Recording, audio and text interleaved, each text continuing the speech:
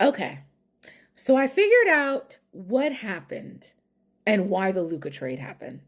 And this is probably going to be a long video, so you can watch it at double speed if you want. Okay. The answer is that Nico Harrison is soft as baby shit, and he is not business savvy. And I'm going to tell you why. So first of all, to be good at business, you have to understand the long game. Rob Pelinka understands the long game. Nico clearly does not. So when this happened, I went and I looked at Nico's pedigree because I already know Rob's pedigree because he's the GM of the Lakers and I'm a Lakers fan. So basically, something I found when I was looking up Nico's pedigree, and maybe this is not true, but this is what I found, is that when he was working at Nike, he messed up a large presentation with Steph Curry and actually called Steph Curry Seth during the presentation. And that's what led to him leaving Nike. And like I said, I don't know if that's 100% the truth, but that's what I found. When I tell you Rob Pelinka would never, and for those of you that are not Lakers fans, Rob Pelinka's pedigree is that he is a lawyer and he was Kobe Bryant's agent before he became GM of the Lakers. So if there's anybody you don't want to negotiate with, if you are not a lawyer yourself, it's a lawyer. So if you watched the press conference that happened yesterday, that is when I knew, okay, Nico just has no idea what the fuck he's doing. He said, "Oh, I'm the one making decisions for this team." If you're the boss, you don't have to say you're the boss because everyone should know. So what that's giving me is insecurity. Also, so when I was on live, I went live literally like maybe 30 minutes at most after this news broke at like 1 a.m. on Sunday. So we're hypothesizing all these things, and it's like, okay, maybe Luka's, this calf injury that he has is worse than what we know. Okay, here's the thing about that. That injury would have to be catastrophic for it to make sense to trade your franchise player. And if that injury was catastrophic, Rob wouldn't have traded for him. And it's just like, like if you buy a used car, you take it to your mechanic first to check it out before you actually buy it. It's the same as this. Because I want to kind of give y'all, because Rob is a lawyer and I'm a lawyer, I know how Rob thinks and I understand how he speaks. So I'm trying to give y'all that are not lawyers that insight. So if I'm Rob and I'm thinking about doing this trade, I want to know everything about what Luka's injury is. I mean, I'm going to be looking at like medical records if I can, because they're saying that Luka didn't know about this trade. So I don't even know if he would have been able to do that. But I would be like, I need to speak to y'all's doctor that examined him and I need to know everything. So, okay. So then they tried to say, like, this is something that so yesterday while I was cleaning, I listened to two episodes of one podcast, the Locked In to Mavs podcast, I think it's called, and then another podcast. So I listened to 3 different podcast episodes yesterday because I just wanted to know what other basketball fans are saying about this. So on the Locked In, I think it's called Locked In to Mavs podcast, they were saying, well, maybe it's that he's just not really passionate about basketball anymore and he's going to retire in 5 years. Okay.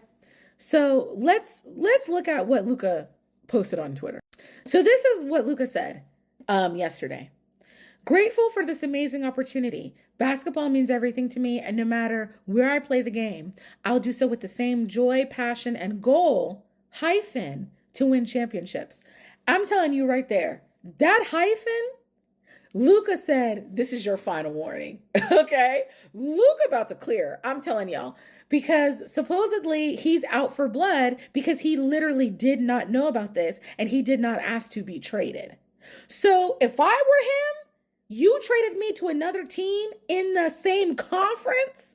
Oh, I'm coming for your fucking neck. That's just period, end of story. So here's another reason why Nico is not business savvy.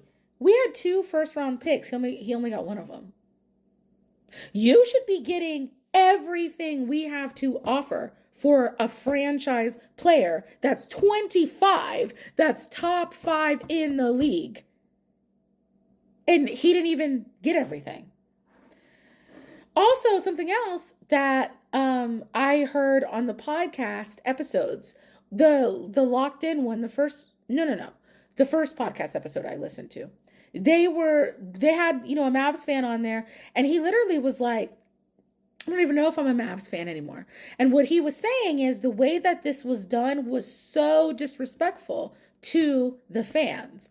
So let me go back to my original the background that I have. So what this is Rob Pelinka's statement that was released, I think, yesterday. If I'm not going to read the whole thing because this is already so long, but if you want to pause and read it, you can. But in this statement, Rob Pelinka mentioned the fans twice. So that lets you know, because for those of you that don't know, the Lakers are a rabid fan base. If we get a new coach, if he's not doing well, they will tear that coach up by the 3rd game.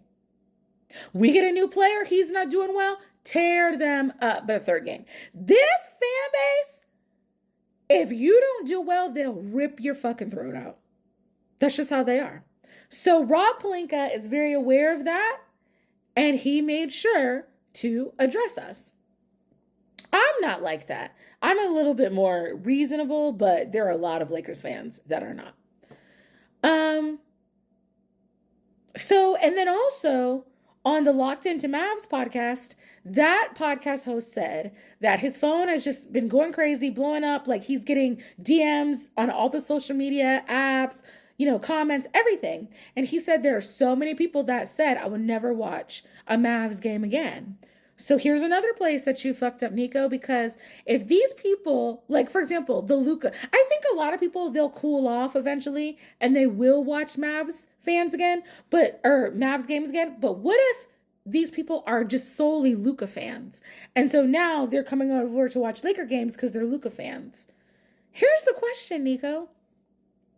Who's buying jerseys if so many people say they don't want to watch the Mavs play again? Who's buying season tickets? Because I guarantee you a lot of people are going to cancel their senior tickets or their season tickets. They're not buying season tickets next year if Luka's not playing. So the AD aspect. I really, truly am going to miss AD so much. I finally fell in love with him and now he's gone. I'm devastated by that, but I am happy that we got Luka. So, okay, here's AD's injury prone. Okay, so last season he played 76 games.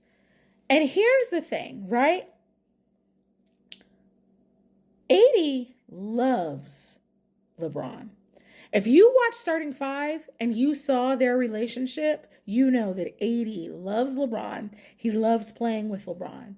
And my thing is, the AD that we had, I'm not sure that is the same AD that they're getting.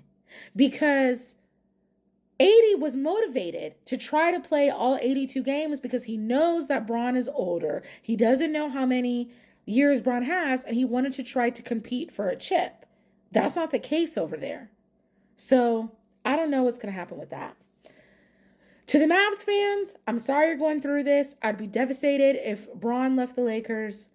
To the Luka fans, I'm happy to have you. I'm a nice Laker fan. Most of us are nice. There are some weirdos, but there are a lot of us that will welcome you with open arms. Feel free to follow me if you want. I do go live during halftime for all the Laker games and talk about Laker things when we play and big news like this. And one last thing. Let me just end with this. I will always be vindicated about this man, Robert Todd Pelinka Jr., because he always gone clear. And that's on Little Bo Peep.